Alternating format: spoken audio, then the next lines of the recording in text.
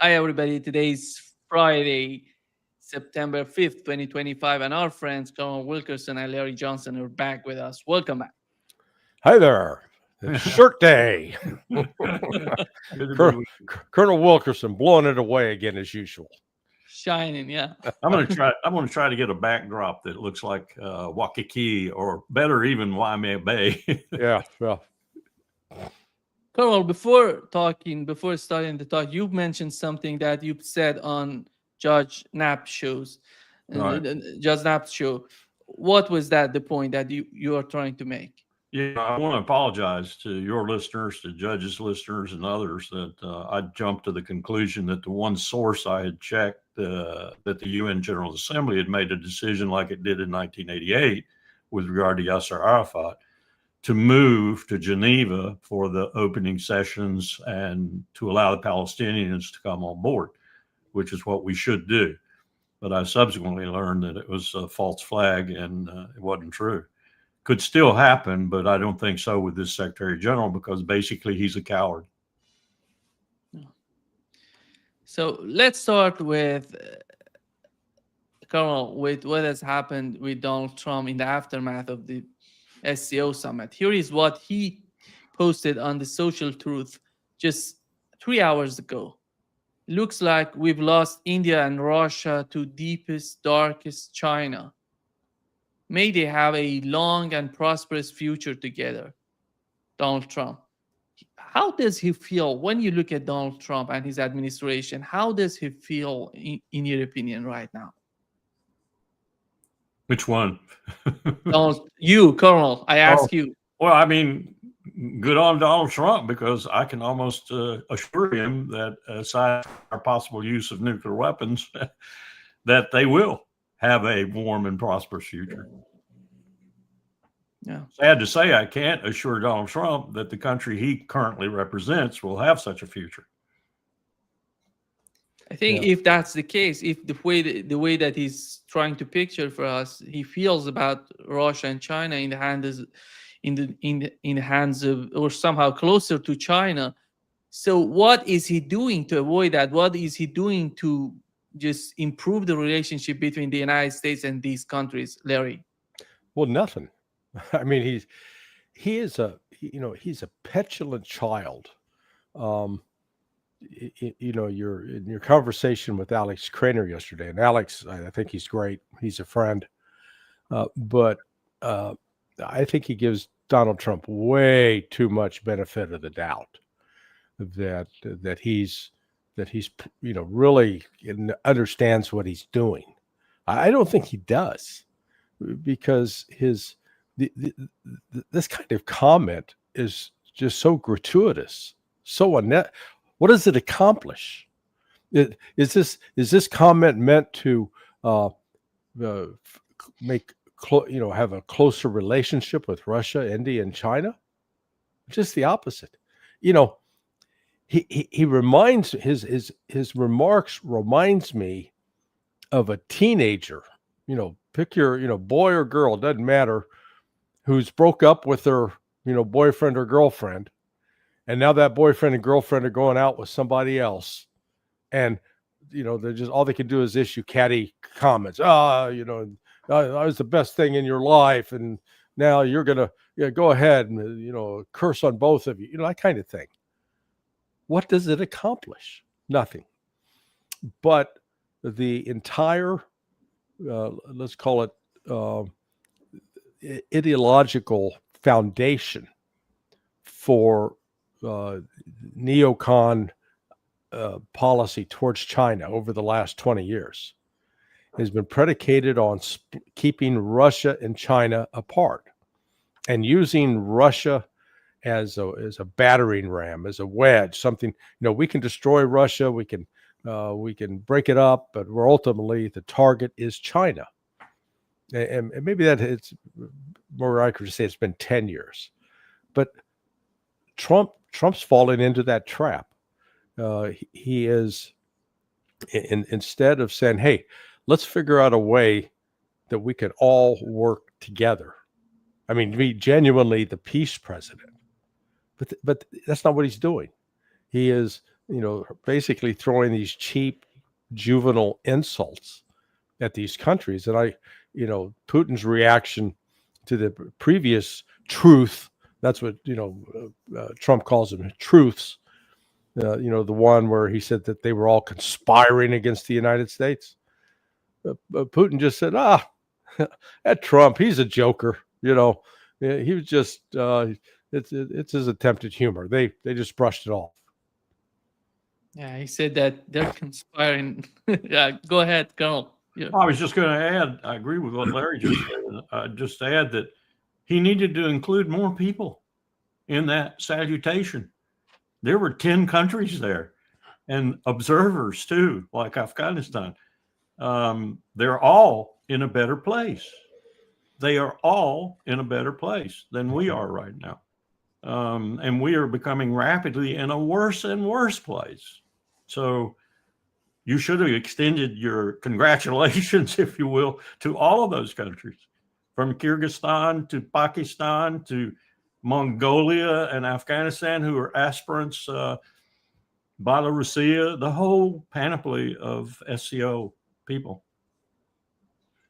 It seems, Colonel, that it's much complicated than it seems, because you look at India. Do you think that the India agenda is somehow the policy toward India on the part of the Trump administration is somehow connected to the tariff policy, or it's all about the case of Ukraine? I don't feel that it's all about the case of Ukraine. How do you feel about it? My personal view is that, and I have almost given up trying to crawl into Trump's head. I mean, it's just too confused. If I could crawl into it, I'd want out immediately. I'm sure of that. I think it's all about Russia.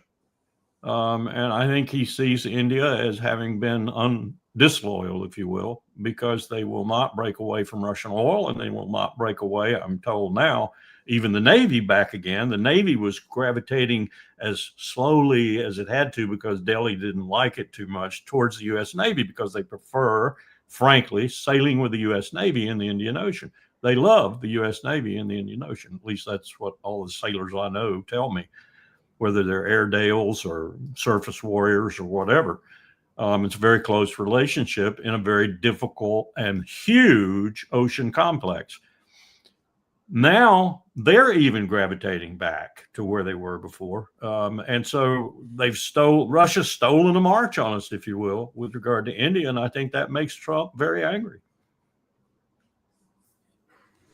Larry, it seems that the Trump administration is divided in different factions, and these factions are not helping each other. The communication between these factions is not that much good. Do you feel that, after all, is Donald Trump himself is behind one of the most important decisions going to Russia and China in the case of Ukraine? Your question presupposes that there's that Trump is actually thinking strategically. Now, I've got some friends that, and we disagree on this point. One of them thinks that actually Trump's, got a plan, and he's following the plan, and he knows what he's doing. I don't think he does. It's very much emotional. When you watch what he's, the other day he was talking about, on the one hand, he's criticizing Russia, India, and China, but then he's talking about, they're such great friends with me. They can't help but like, they can't help but like me. And part of it as well is just the ignorant things that Trump says that show no understanding of history. For example, with respect to India and Pakistan, Trump doesn't understand about the long relationship that the United States has with Pakistan, and particularly through the CIA and ISI, that stretches back, 65 years or more, with the U-2 base being in Pakistan, and then Pakistan always playing a very prominent role in CIA covert operations, first in the war in Afghanistan in the 1980s, and then again when we went back to war in Afghanistan after 2001. So there, and without understanding that, India all along had sought a relationship with the then Soviet Union. They wanted to have friendly relations with the West, but they had a strategic relationship with the Soviet Union. Or Trump's crack the other day about all the blood and sacrifice the United States shed in World War II to defeat the Japanese. Again, in World War II, the facts are this: that the World War II started for China in 1938 when the Japanese started attacking, and the United States did not do a damn thing to speak up, protest what Japan was doing to the Chinese, number one. Number two, 70% of Japanese military forces during World War II were in China. No. They were not out in the Pacific. They were in China. So China was fighting 70%, well over 2/3 of the Japanese army. And as a consequence of that, while the U.S. Marines, soldiers, and sailors in the Pacific theater, 110,000 U.S. Military personnel died in the Pacific during from January 1942 until August 1945. The Chinese lost 3.5 million. So obviously the Chinese, their ability to pin down the bulk of the Japanese force in World War II is actually what enabled the United States to prevail. If anything, we should have been thanking the Chinese, not the other way around. But again, it goes back to Trump's ignorance, a lack of curiosity, and he got his knowledge about the Pacific War from watching John Wayne and Sands of Iwo Jima. No, I would just add that, most Americans, I'm sad to say, are probably in the same boat that Larry's just attributed to Trump. Yeah. Now, I will admit that Kuomintang, and it was Chiang Kai-shek and his forces that probably did the most damage to the Japanese, because the Long March people, the people ultimately triumphant in China, would stay away from the battles if they could, because they wanted to conserve their power for the struggle in China. An understandable motivation for a guerrilla group. But still, as Larry said, China did a hell of a lot that caused our war in the Pacific to be a lot easier, just as the Russians did on the Western Front. And Americans need to wake up. It does you no good to really know a patriotic version of history that is a patent lie. Yeah. And on top of it, again, this gets back into history, but who was supplying China? Who was the major supplier of China to keep them in the game militarily? That was the Soviets, the Russians. So, our failure to understand history, excuse me, and appreciate these relationships with these countries go back, a long ways. And again, we fail to take that into account. Colonel, we had Kaya Kallas coming out and saying that they feel Russia and China, they feel that they won the World War II. It's somehow amazing that she doesn't know even the history of what has happened, and trying to rewrite or trying to manipulate the history. Who's gonna buy that? Does she have a particular audience that she's targeting? And who I missed who you were. Kaya Kallas is European. Kaya Kallas. Oh, I got the it. European, yeah. I got it. I was trying to figure out if you were talking about Ursula or. No, Kaya Kallas. Well, I mean, we all have our myths, and we all have particularly our national myths. And much of America's history is a myth. And that's not so bad as it might sound if you think myths just equate to lying, because everyone has a national myth. Every country, I would vouchsafe, has a national myth of some sort or the other. That myth is what you consult when you have problems, and when you have conscience problems in particular, and when you have security problems, you go back to that myth. It's a very powerful thing in history. But if you contaminate that myth to the point where others are so looking at you as they are now as a pariah whose whole purpose in life is to make their life miserable or even to kill them through sanctions or military action, like that happened on the high seas against every freaking part of international law that still exists, recently off Venezuela, then your myth begins to be contaminated. And the more your myth is based on lies, and myth and lies are not the same thing, but the more that your national myth is based on lies, and other people intuit or know that from their own research and study, they're not stupid in other countries. Invariably, they're smarter than we are these days. Then the worse you are off in terms of your position in the world vis-a-vis them, and ultimately vis-a-vis yourself. Dan Grazier's got a piece out right now that I agree with 100%. 15 years ago, I would not have said that. He's a Stimson, I think. And his piece argues that China has no interest in using force against Taiwan.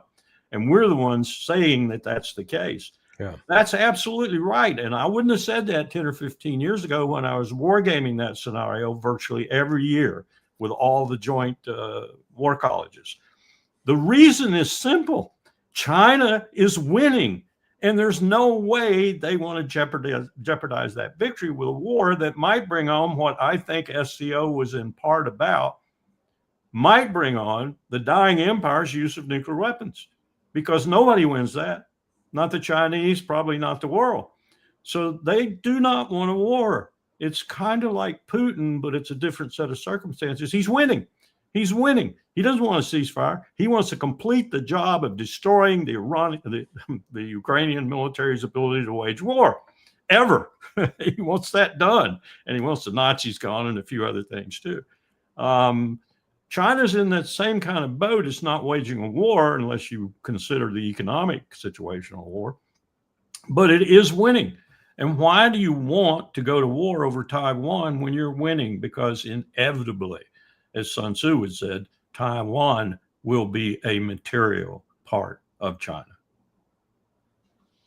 Terry, what can we learn from Washington? In my opinion, there has to be some sort of huge discussions about what would be the future of the United States. How do they want the United States to be in the near future? Are they going to continue with this sort of political and military conflicts with Russia, China, Iran, and now Venezuela and what's going on? Many people are arguing that the case of Venezuela is some sort of false flag and some sort of distraction from what's going on with Epstein files. But you're taking that. I admire your optimism that you believe that somebody's thinking about the future and having a strategic thought. I don't see any presence of any strategic understanding. And it is very much a reactive system that is responding to what's oftentimes in the news side. Well, you've got two things. You do have this bureaucracy, this deep state, and it's not just confined to the government, because they're connected to the defense industry, they're connected to the media, but they all, they're sort of pursuing. They've got their own objectives. Now, Trump's not consulted on that, I'm sure, and it doesn't matter who's president. It's just sort of rolling forward. Again, I'm still not sure, though, it's a strategic vision, because if we're thinking from a standpoint of strategy, we would have a defense industry that was actually producing relevant weaponry, systems that were not terribly expensive and not almost impossible to replace. I think there is this hardcore that is they're going to break up Russia. That's goal number one, and then take out China after that. That's sort of it. Now, we've got sort of some interesting, I'll call it circumstantial evidence of that. Do you know how large the U.S. Embassy is in Armenia? Armenia is a pissant little country. I mean, 2.8 million people. No offense to Armenians, okay? But like Georgia's less than 3 million. So Georgia, Armenia, and Azerbaijan. Armenia has the largest embassy per capita in the world. In other words, what I mean by that, the number of U.S. Diplomats that are at that embassy is 14.3 per 100,000 of population in Armenia. What 400? Are you kidding me? And yet you got to say, well, what are they doing? Well, I guarantee you, and this is not based upon any classified information I've ever received, but just an analytically looking at it. I guarantee you there's a CIA presence there. And one other task and mission is to target Russia, and the other is to target Iran. That's why you've got that huge embassy with this many Americans. So it comes back that instead of Trump coming in and really setting the tone of what the foreign policy is going to be, it's being set for him in a lot of these crucial areas. And go back and ask yourself, when did the conventional wisdom in the United States suddenly turn and become so anti-Chinese? Because it wasn't that way 20 years ago, 25 years ago. But, somewhere between George W. Bush and Barack Obama, all of a sudden it became, we got to stop China. And China's trying to take Taiwan.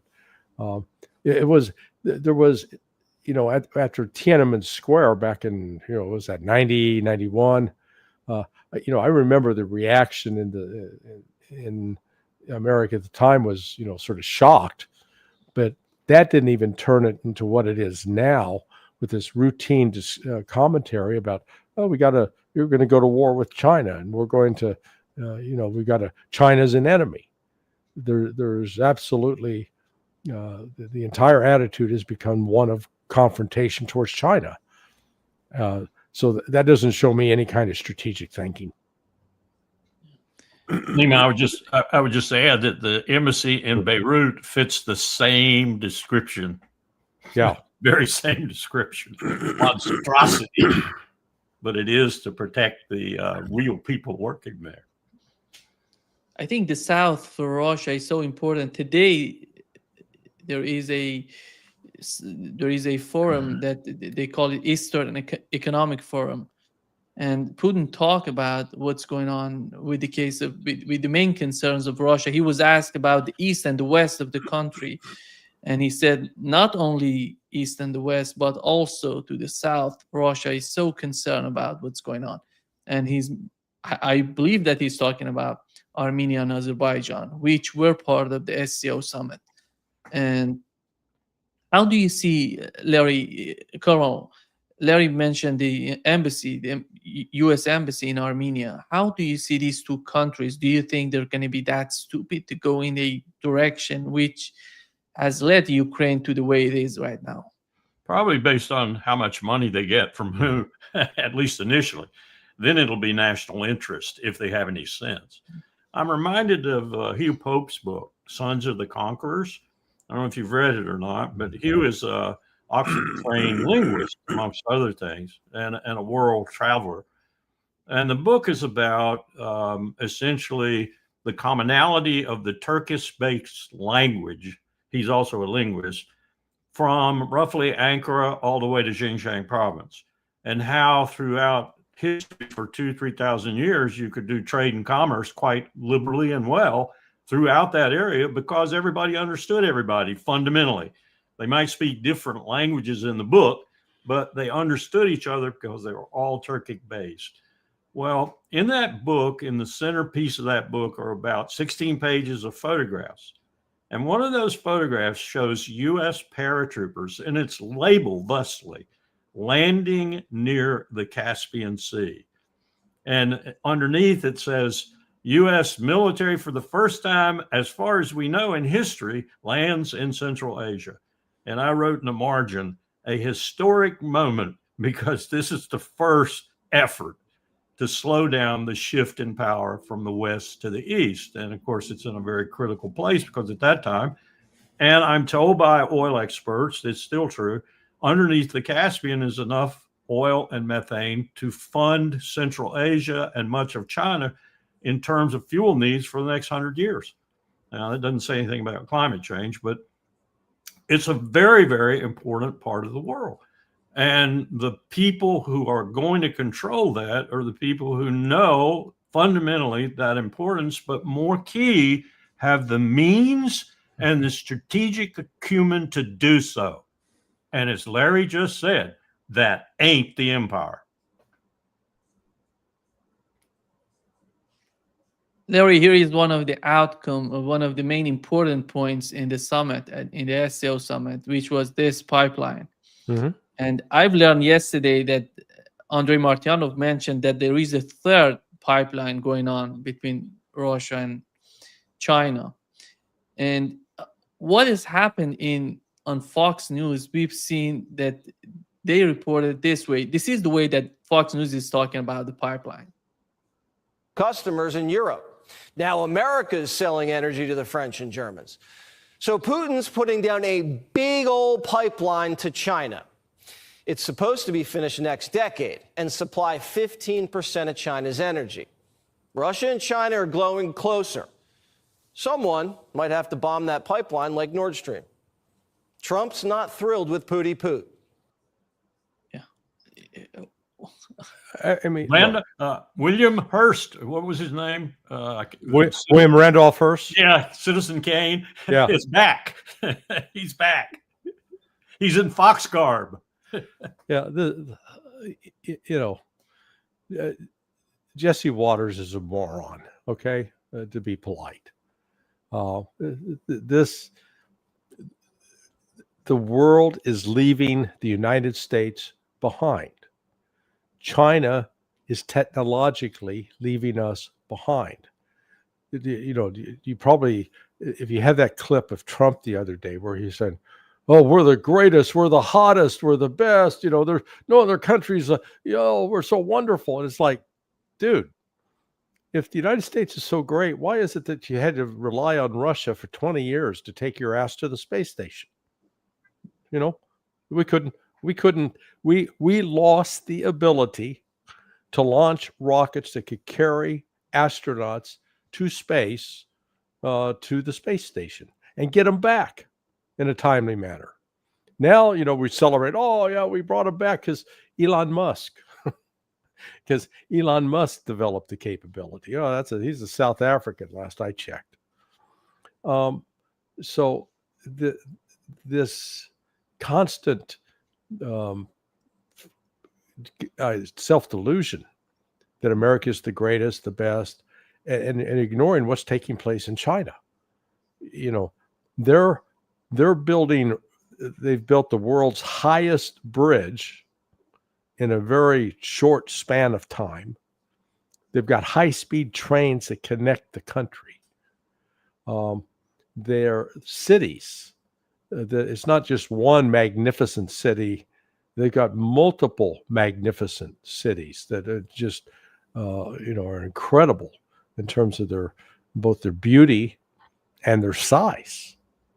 And, instead of us waking up and going, you know what, the Chinese have made a transformation over the course of the last 50 years that I don't think there's nothing in history that compares with it.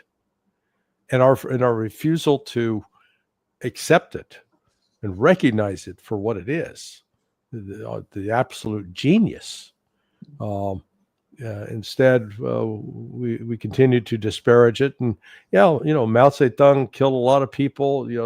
They've got some bad things. But hey, we've got bad things in our history too. We just like to clean it up and ignore it. But, it wasn't the Chinese that came over here and said nits make lice when they were justifying killing the American tribes. That was us. So, instead of dwelling on the past about, who was the worst, let's look at where we are now, who's doing what. And the Chinese are moving they're not stopping in building a society that's, got universal literacy now. The United States used to. We're now at 79% literacy.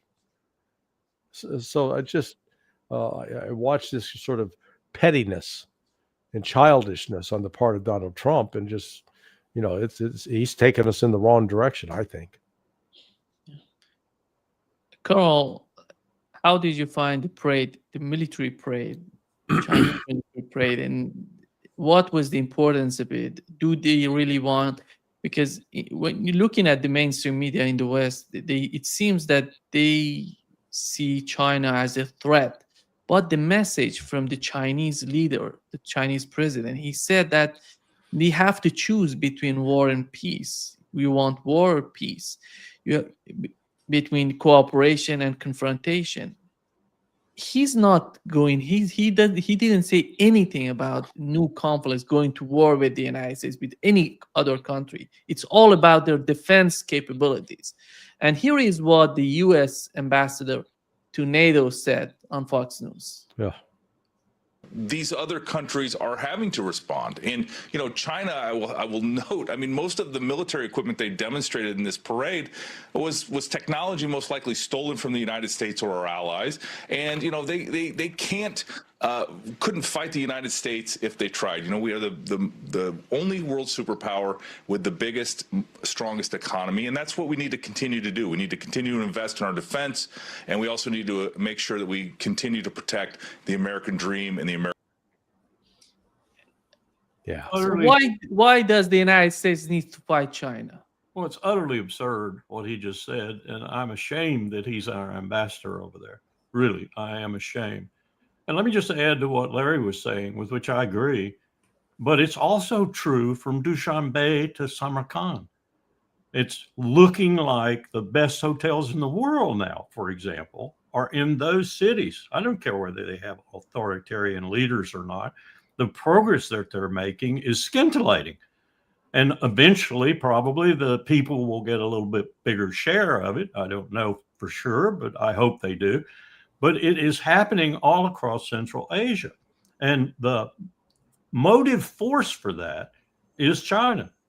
And you're absolutely right. They do not want a war. Why on earth, with the number one economy in the world, let's get that straight. It's not the United States of America. I can run you down 100 different parameters that will prove that. Everything from 1 million charging stations in China to 1/60th of that in the United States. I could go, as Larry said, to the high-speed rail, which we have none of, which connects almost every place in China of merit, and people can ride on and have a decent ride and a decent meal and come out at the other end and come back to in what, 1/3 the time it takes us to go, even on a very broken down Amtrak Acela from Washington to New York to Boston. Believe me, I know, I ride it. They can't even go the full speed because the rail bed is so bad, it would be dangerous to do so. We need to wake up and smell the coffee in the kitchen and the roses outside the window. They are coming in from China, not from what we're doing. And I will say this really pointedly. When thou hast to protest so vigorously about American dominance, check your feet and your butt, because that dominance is not present. Yeah. I just posted gave in the chat for you, Nima. I put a video in there from YouTube that compares the Chinese and the Russian parades, the May 9th parade in Russia, the September 3rd parade in China, with that July 4th debacle that Trump put on. What you see in both the Chinese and Russian militaries is attention to detail, where the chain of command made a point that from top to bottom, they were going to march with precision. They were going to dress appropriately. They were going to have everything polished. And we're not talking a group of 25 or 50 people. Literally 10, probably more than 10,000 in China the other day. And more than 5,000 in Russia on May 9th.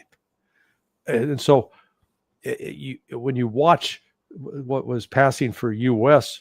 Close order drill, they were walking out of step. They were the uniforms were, they didn't have dress uniforms at all. They had on these their fatigues, and several were overweight. And that's what we become a joke. And you say, well, what's the importance of being able to, have everybody line up and march in unison? It wasn't just marching. This thing was choreographed, sort of like putting on a Broadway show where the dancers have to do certain moves. And the kind of movements the soldiers were making in march, that's, that goose stiff leg, out, pause. Just go out to your driveway or outside and try that. See what you can do for 5 minutes. Damn exhausting is what it is. So that is just one more display, if you will, that Russia and China actually care. The United States, we don't. Let me add to that, Nima, that I got a note from a friend in Poland who said, we're getting Abrams tanks, or we have Abrams tanks. I can't remember which it was, but it says, what do you know?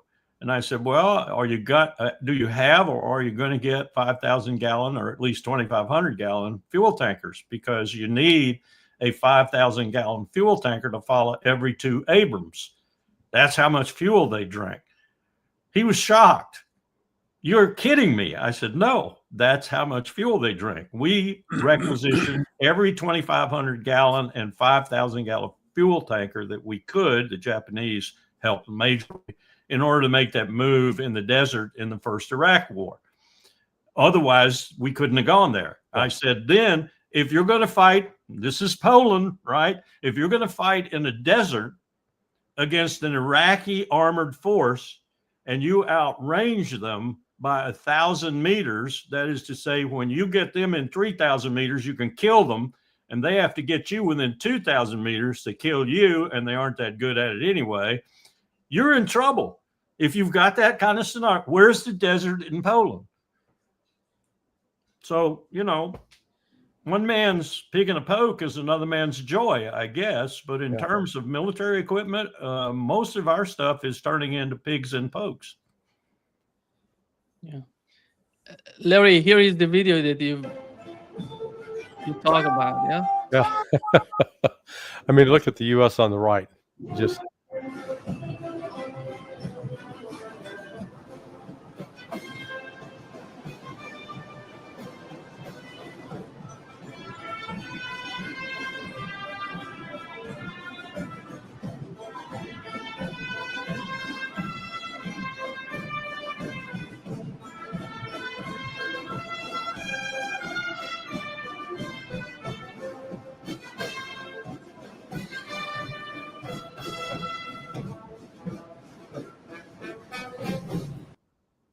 Yeah, I mean, it's just it reflects an attention to detail on the part of the military leadership in both Russia and China, and the lack of attention to detail by the officers in the U.S. Army, the U.S. Army, Marine Corps, etc. I was listening to Doug McGregor tell a story about when he was a cadet at West Point, and a guy later became, he's known as George of the Jungle, General Jawan, and Larry knows who I'm talking about. He was a major back then, and he came in and discovered that they had a towel that was not properly folded. Think about that. He made an issue the fact that one of the cadets had not properly folded their towel. But his point to them was, gentlemen, details matter. If you don't pay it, if you get in the habit of paying attention to details and preparation and doing things properly, then when you're put into an actual real world situation that may involve combat, you revert to that which you've been trained to do. If you've been trained to ignore details, you're going to ignore some important details and probably get yourself killed. And that's, so this is, I'm not just taking cheap shots at, we weren't good at choreography for the, no, it's symptomatic. It reflects something, a bigger problem with the United States. Nima, I'll add that General Bruce Clark, whom I came to know quite well, who was the real hero of the U.S. defense at Sanvith and defense against the German counteroffensive in the Ardennes in 44 and 45. Two armored armies, one Panzer Grenadier Army. Clark, when he was a four-star general, was what we call the Continental Army Command Commander. And he used to walk around military bases, and he would just look at a lieutenant who walked past a cigarette butt, walk over to the lieutenant and say, "Lieutenant, you see that cigarette butt down there? I don't see any privates around to pick it up. You probably should bend over and pick it up. If you don't, I will. But if I have to, you're going to get an ass chewing you like you've never had before." The smallest detail never escaped General Clark's attention. And that's what Larry's talking about. We don't do that anymore. Our generals don't even walk around looking for cigarette butts. I know that's just a metaphor for the fact that our generals are lost in their pursuit of a post-retirement job, 6 or 7 figures, and lost in politics at the top all the rest of the time that they're in uniform. We don't have a general in the United States Army, Nima, that I would follow to a shithouse.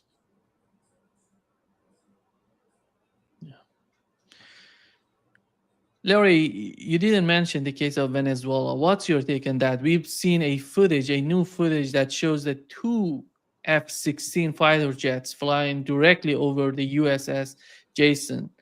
And what's going on in the Caribbean Sea, and what do they want from Venezuela? Well, let's separate out what we're being told, but then also raise the question of, is it true? I've had some suggest that what we're seeing was an AI generated image, but possibly. But here's what the story just doesn't make sense.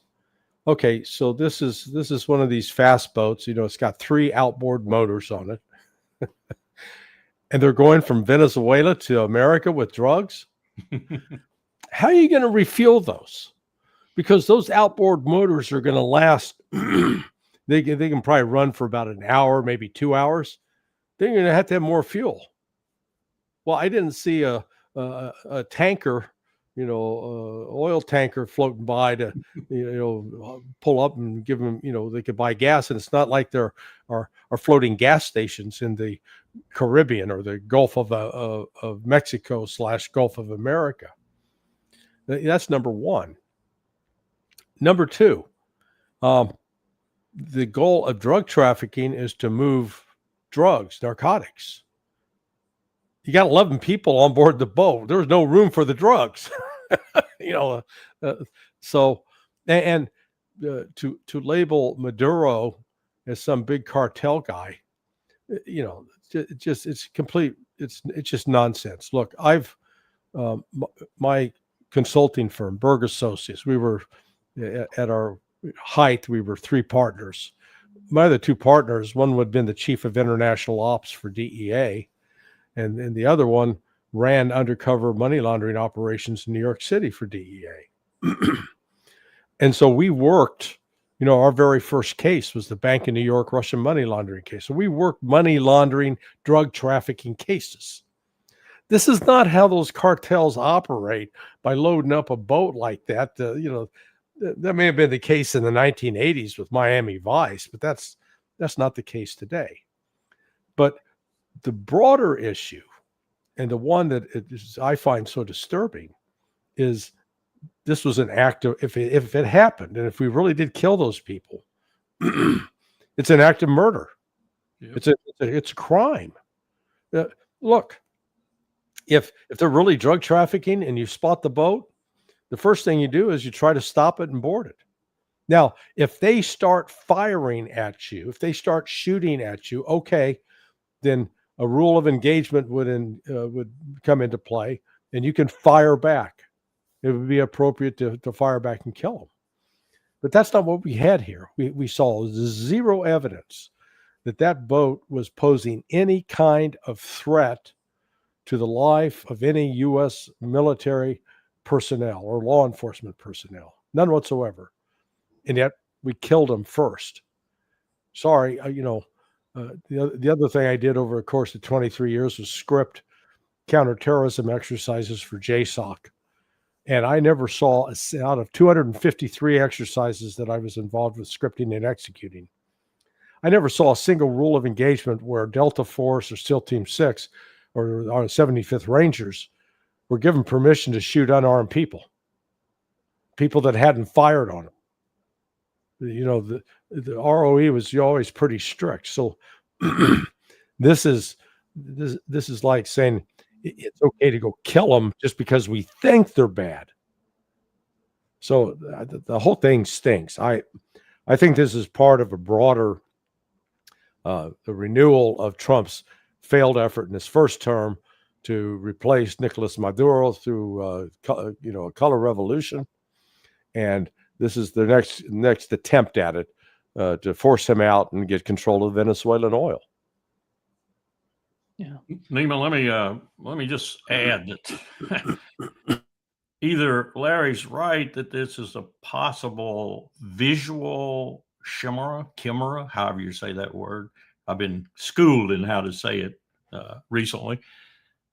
That was put together to scare other people who might challenge what we are saying about drug trafficking and so forth.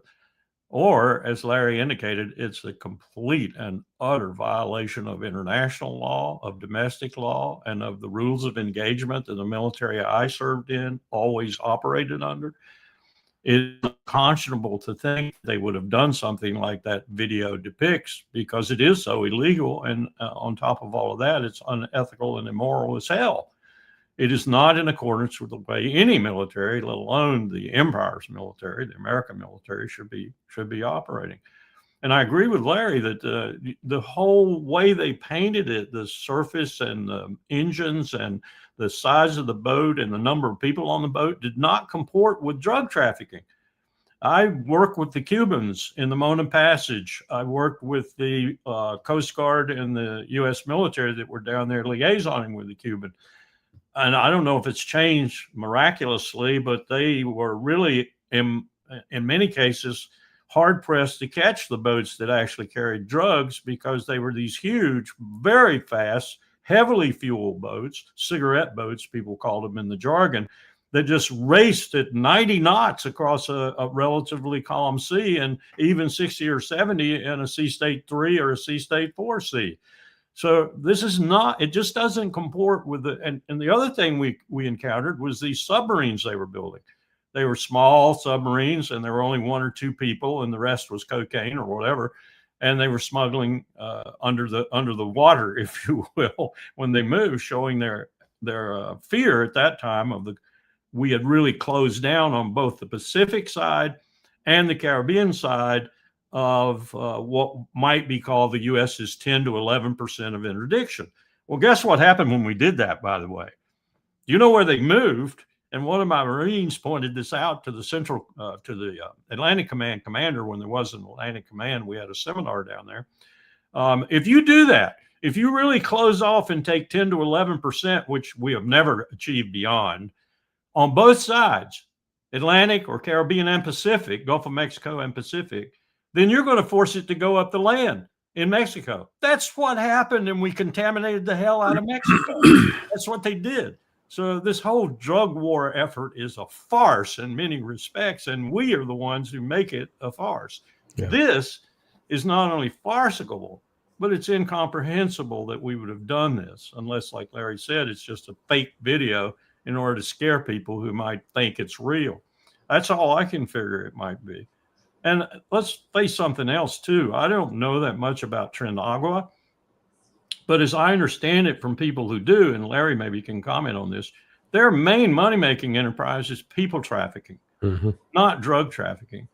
So were those people, if it did happen, if it actually happened, unconscionable though it is, if those people were killed and they were people being trafficked, holy mackerel, those are just innocent people who probably paid $2,500 US to get on that boat and make a little short trip around to another place where they get picked up by some other unconscionable people, taken to the Darien Gap or whatever, and flooded into the flow of traffic south to north.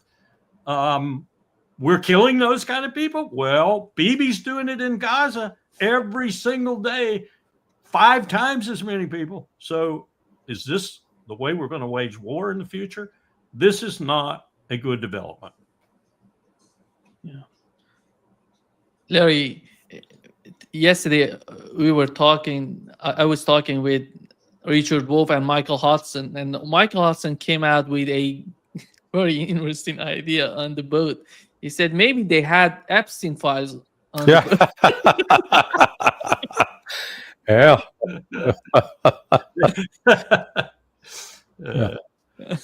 I just, again, we're fed a story, and what is we become, to quote the Pink Floyd song, we've become comfortably numb to the government killing people. Let's remember, if Trump did, if this was really, they really did kill these folks on that boat. Trump's not the first one. Barack Obama did it to Anwar al-Awlaki, an American citizen. They killed his son too. Now, and it was justified. Oh, we think that they're a threat, or we don't like what they're saying. They didn't have a gun pointed at anybody, and they hadn't planted any bombs. But again, so this is we've grown to accept. George W. Bush could do it. Barack Obama could do it. Donald Trump could do it. Joe Biden could do it. It's okay. And Congress sits back and does nothing. This is the illegal use of force, in my view. We had a very revealing argument in, I think it was late 2001. Maybe it was early 2000, might have been January 2002. And almost everyone in the security complex was involved, including many intelligence personnel, and including leading at INR at State. And we had it over this very thing, and we had it over tenants' desire. Even at that moment, we still were not sure we wanted to do it, to arm Predator. And now we have, Reapers, Predators. We have all manner of things out there that are silent killers and very lethal, very lethal. We predicted, some of us, that we would get to the point where these things were so usable, and in Obama's case, as Larry pointed out, so offshore, as it were, so far away, that they would grow into being the weapon of choice. And they would violate everything the Constitution stands for about the use of force and who authorizes it and who doesn't. And that they would lead to some killing that probably none of us in the ultimate future would like. And I think that's where we are now, to a certain extent. And when you get someone like Hegseth, who has no idea about what I'm talking about, but every idea about manhood and patriotism and Christianity and all the rest of the things he's advocating, you're doubly damned. And I think we're at that point. Yeah. Larry, Putin had a press conference in China on Tuesday night, if I'm not mistaken, talking about the latest news, the latest things about Ukraine. What did he say to the press? What was the importance of what were the main points that he was trying to make? Well, he made a variety of points. He didn't really say anything new. He just reiterated what has been Russia's position all along. He did get an interesting question about, talking to Zelensky. And so he went through a very, and this is not intended as an insult, but he went through a very lawyerly description and explanation of why it's useless to talk to Zelensky. And the first point he made, he says, look, the Constitution of Ukraine does state that, you're not going to hold wars during or hold elections during war, and you can declare martial law. He says, but the Constitution doesn't say that a president who's elected to a 5-year term, at the end of their term, they can continue to serve until they have elections. He says their Constitution doesn't say that. What the Constitution said, I mean, it was really incredible. He's going through this explanation. Said what their Constitution does say is that at the end of that president's term, then the power reverts to the speaker. They're basically the Speaker of the House, or the head of the legislature, or the Rada. And he says, so, yeah, I'm, happy to talk to Zelensky, but what's the point? Because he's not legally the president. His term has expired according to the Ukrainian Constitution.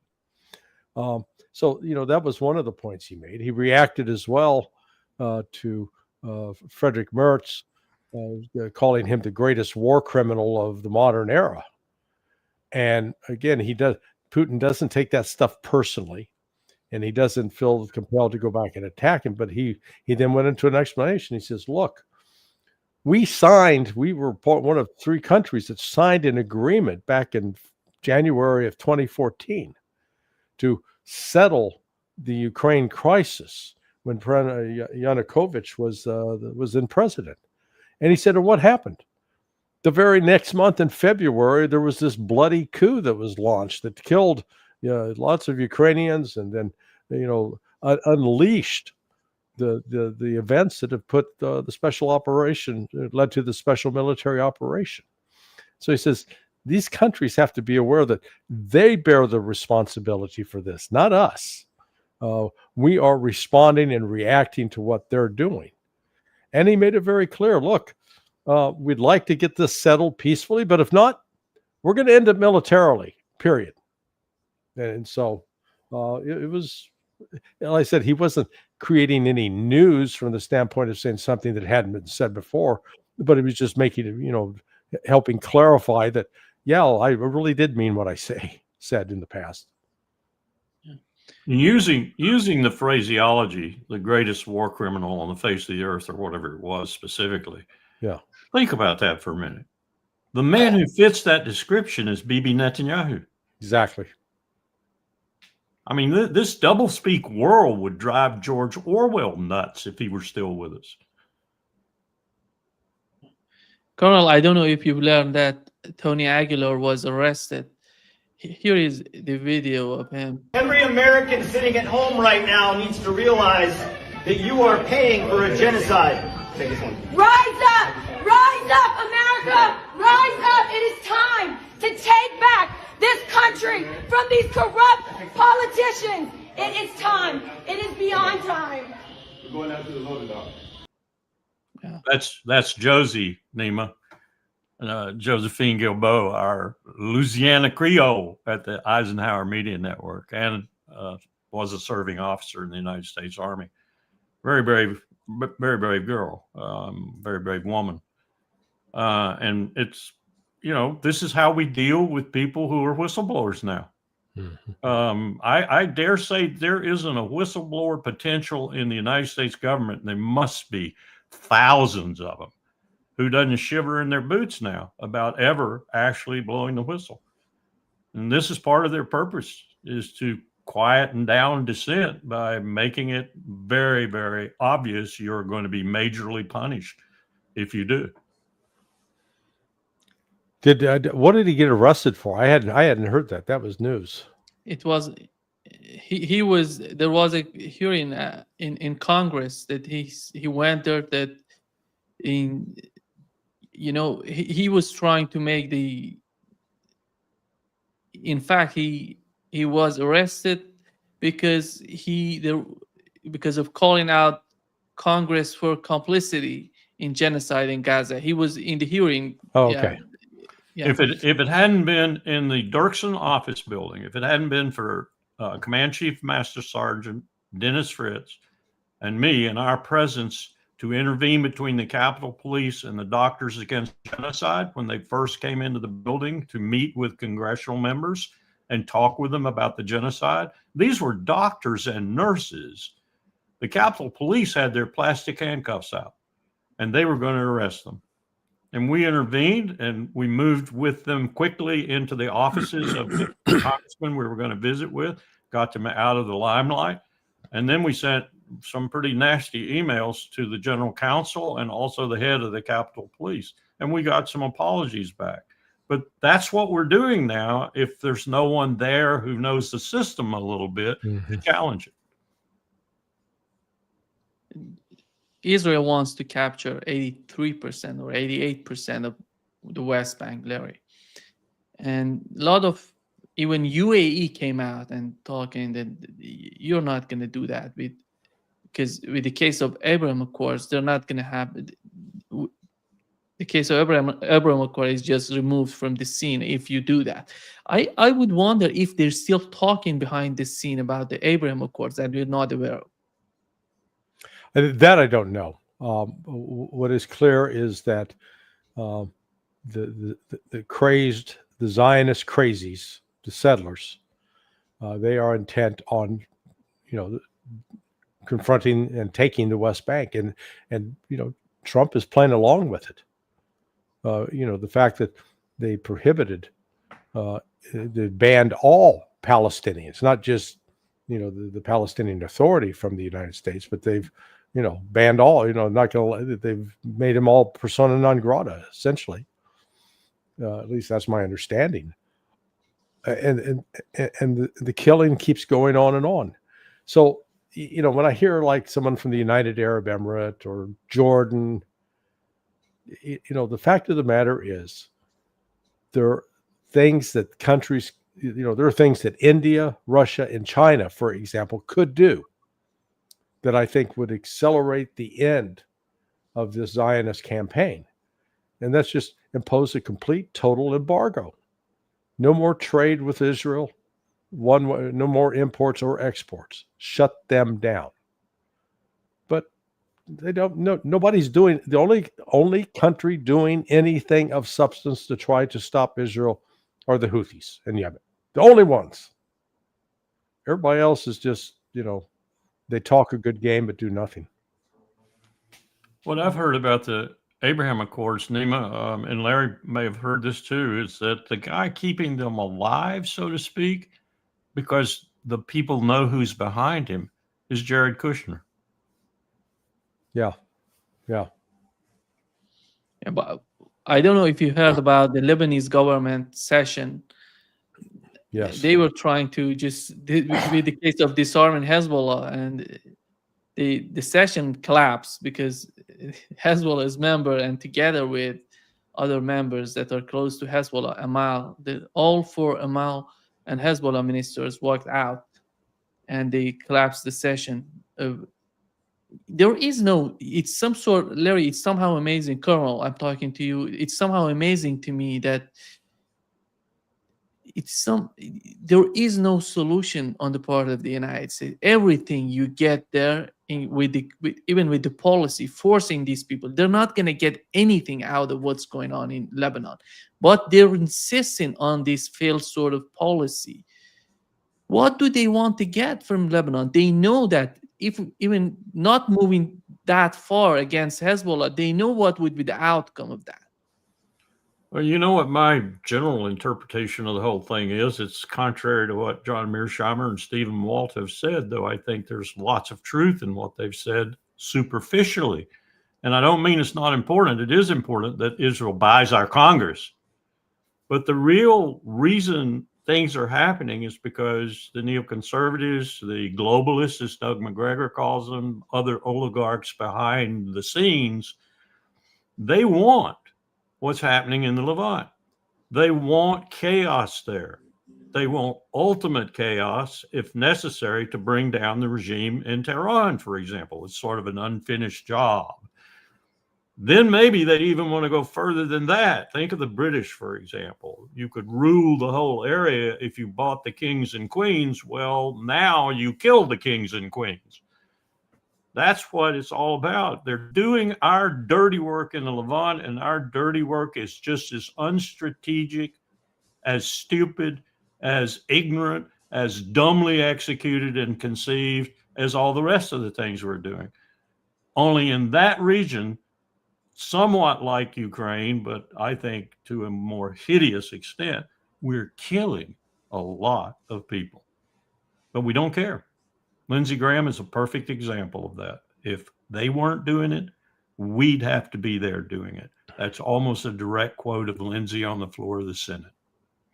We like other people to do our killing for us now, partly because we can't do it ourselves. Our military is so broken, but also because it really conserves effort and money and blood, which sometimes can haunt you as a politician if you exhaust it too fast. Larry, one of the countries that we didn't talk about in the summit was Iran. Mm-hmm. And you're looking at the Iranian media and what's going on within Iran, you understand how the public opinion, together with those main policymakers in Iran, are moving eastward. And it's amazing to me, even having the Pezeshkian administration, those people who are so willing to have a better relationship with the United States, they're just giving up on their mindset, on their policies, on the way that they were thinking of the United States. How do you see Iranian policy? Do you think that after all these people would prevail, would convince the government, the totality of Iran to go eastward totally? Well, I think Iran is, from just a natural survival standpoint, developing the relationships with Russia and China are essential to getting the economy going, keeping the economy alive. It is a complete change from what it was 10 years ago. In 2015, China and Russia were both willing to sign on with the West to impose sanctions on Iran as part of the JCPOA. Now, you notice, I guess, in the last couple of 2 or 3 days ago, some member of the Iranian legislature attacked Russia verbally, accusing Russia of having supported Israel in the attacks. And man, the Russians were furious. He was not legislator, Larry, just to put it. What was he? Yeah, he was part of one of the councils in Iran.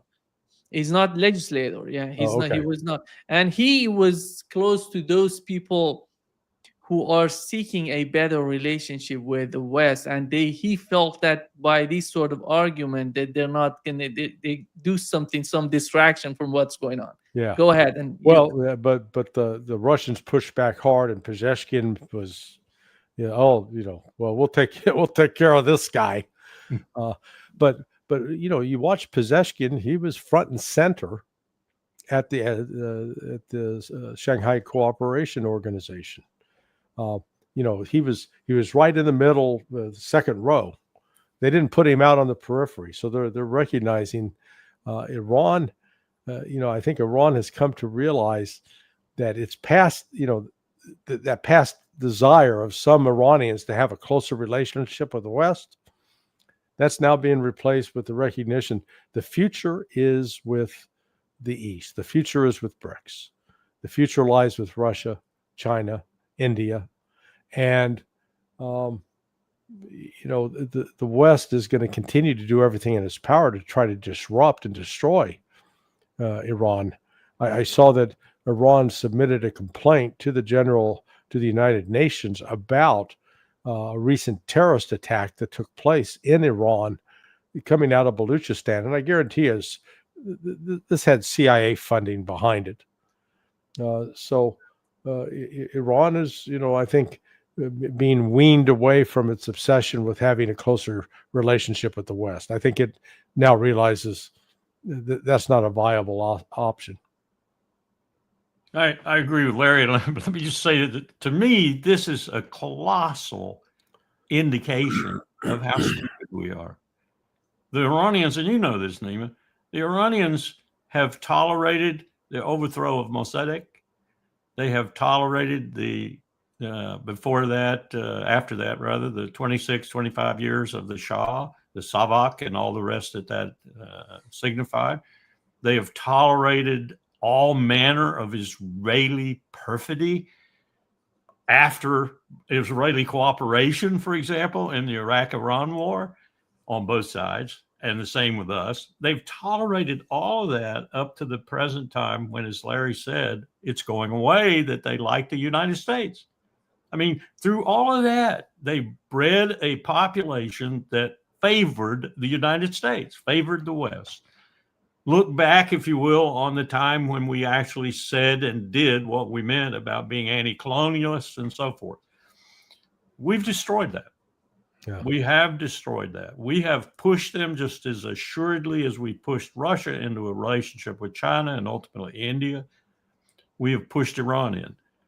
I don't think there are too many Iranians anymore who would have a positive thought about the United States of America. And that is a true tragedy because they were one of the few people in that region who did, and who did it despite all of the things we did against them to destroy it. But now it's been destroyed, I think. I think Larry's right. They're looking the other way. And traditionally, you know this, Nima, historically, they have always feared the Russians.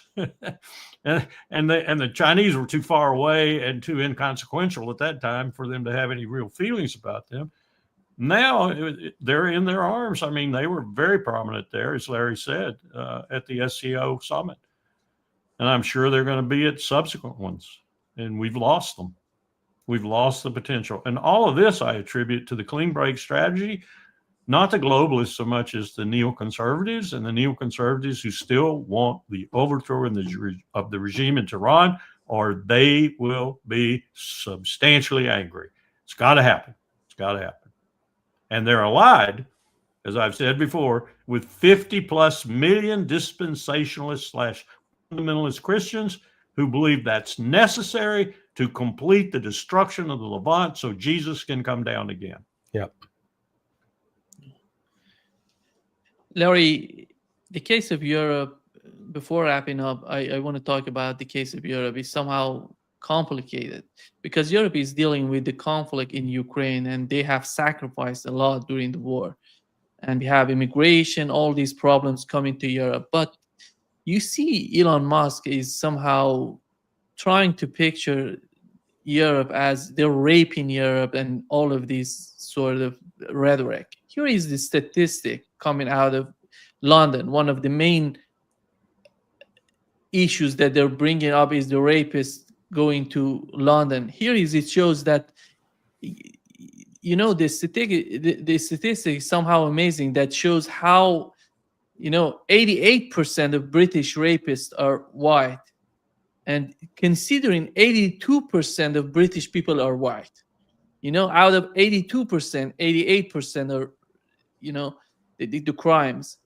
And you go to the Asian countries, it includes India, Palestine, Bangladesh, China, and other countries. Right. It's 7%. It's 2022. And after, you know, it's some sort of hate speech, some sort of, you know, brushing all the people with, you know, it's unbelievable what's going on in Europe. Well, facts are funny things. You know, you get a narrative going, and then how dare you introduce facts and actual statistics? So again, I've been watching. I'm pleasantly surprised, or I shouldn't say pleasantly, but I hadn't seen those statistics. I'd heard the narrative about you know, these Pakistani gangs raping all these girls, and that was the dominant primary activity going on right now. Then wait, 80 you know, is basically the English guys, the natives. You know, it's not any of the foreigners. Okay, so boy, there you go, ruin a perfectly good narrative with facts. and we've seen the same thing with respect to Iran. You know, we're told, oh, Iran's the #1 sponsor of terrorism in the world. Absolutely not true. Hamas is this massive terrorist organization. You know, over 25 years, the Palestinians, it wasn't just Hamas. Palestinians were attributed to having killed or been responsible for the deaths of about 1,500 Israelis over a 25-year period. Hell, that's just one day for the Israeli occupation forces killing people in Gaza. So, yeah, like I said, these facts start weighing in. Europe is it is in an economic crisis, and it's in a political crisis. And the political crisis is there is no consensus.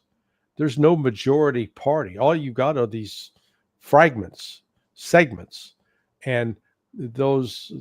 So you wind up with a minority government that has to go out and enlist other so-called allies, and you have to make concessions and you have to sell out your principles at that point.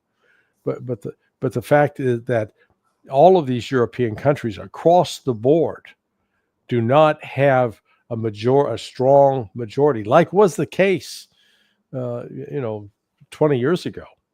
You could at least say the Labour Party was dominant in the UK, but now look what's happening with Labour.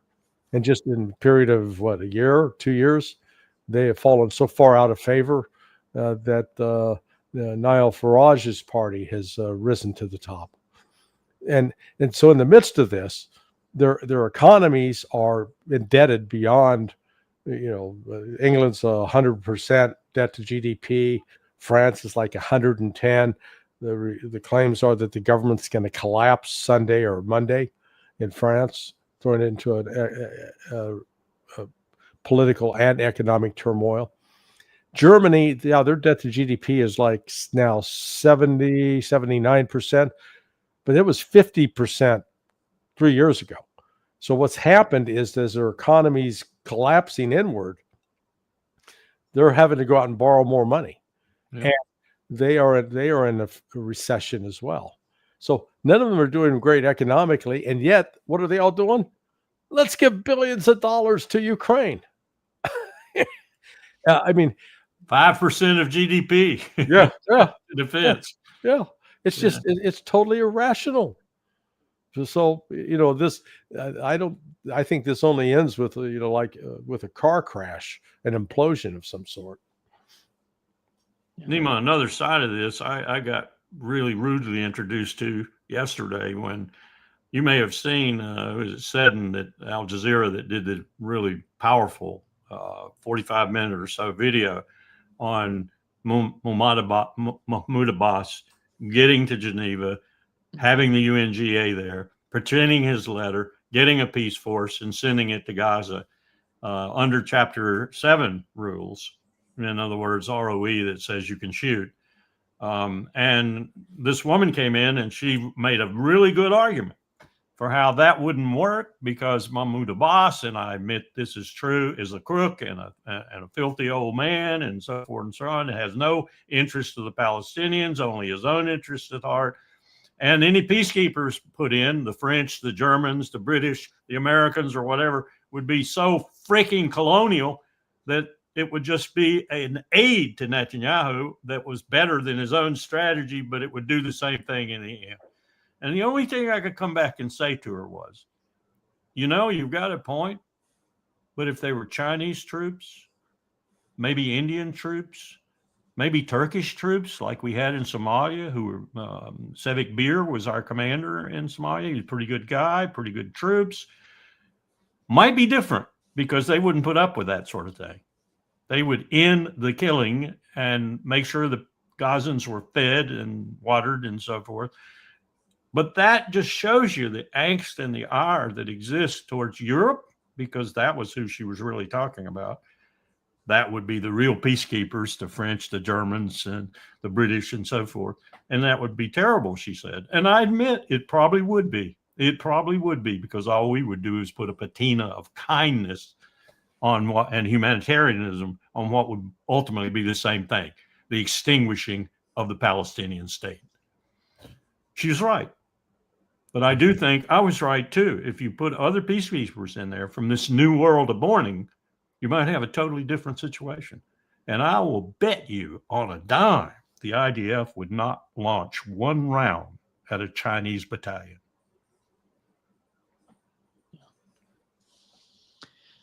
Thank you so much, Carl and Larry, for being with us today. Great pleasure, as always. Good way to end the week. Yeah. Yeah. Bright and sunny. Yeah, yeah. Great shirt. All right, gentlemen. Bye-bye. Bye. Take care. Take care. Bye-bye.